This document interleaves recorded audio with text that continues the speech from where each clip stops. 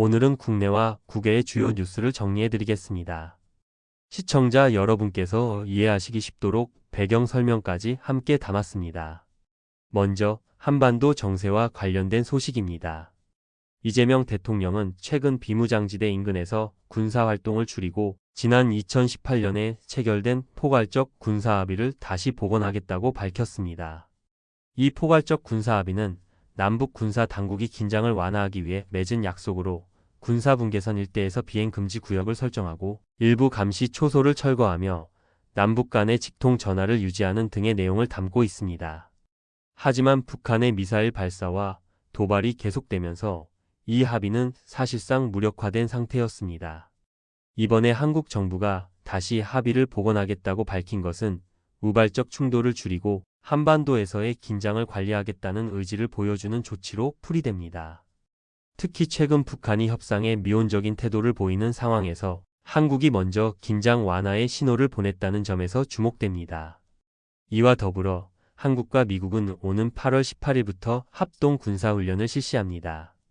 이 훈련은 을지풀이 덤실트라는 이름으로 11일간 진행될 예정인데요. 다만 이번에는 무더위와 연중 균형 잡힌 훈련 일정을 고려해 일부 전장 훈련을 9월로 연기했습니다. 훈련 규모가 다소 조정되기는 했지만 북한은 여전히 강한 불만을 나타내고 있으며 대화 제안에도 긍정적으로 반응하지 않고 있습니다. 따라서 이번 합동훈련이 한반도 긴장 완화에 긍정적인 영향을 줄지 아니면 오히려 갈등을 악화시킬지는 좀 더 지켜봐야 할 상황입니다. 두 번째로 전해드릴 소식은 한국의 에너지 정책과 관련된 문제입니다. 우리나라는 2050년까지 탄소 중립을 실현하겠다는 목표를 세웠지만 현실은 여전히 화석 연료 중심에 머물러 있습니다. 현재 전체 에너지의 약 60%가 석탄과 가스에서 나오고 있으며 재생에너지의 비율은 9%에 불과합니다. 최근 강원도 삼척의 대규모 석탄, 화력발전소가 건설되고 있다는 사실은 이러한 구조적인 한계를 단적으로 보여줍니다. 기술력과 정책적 의지가 있음에도 불구하고 실제 산업 현장에서는 여전히 석탄과 가스가 주력 에너지원으로 자리 잡고 있는 것입니다. 전문가들은 정책의 일관성 부족, 기업의 이해관계, 그리고 정권 교체에 따른 에너지 정책 변화가 문제를 더 복잡하게 만든다고 지적합니다. 결국 한국이 진정한 의미의 탄소 중립을 달성하기 위해서는 재생에너지 비중을 빠르게 확대하고 산업 구조 자체를 변화시키는 과감한 노력이 필요하다는 목소리가 높아지고 있습니다. 이어서 국제 뉴스로 넘어가 보겠습니다. 최근 도널드 트럼프 전 미국 대통령이 블라디미르 푸틴과의 회담에서 나온 평화 구상을 우크라이나 측에 전달했다는 소식이 보도되었습니다. 그 구상에는 우크라이나가 돈바스 지역, 즉 도네츠크와 루안스크 일부를 포기하는 대신 전선 대부분을 동결하는 방안이 포함되어 있다고 합니다.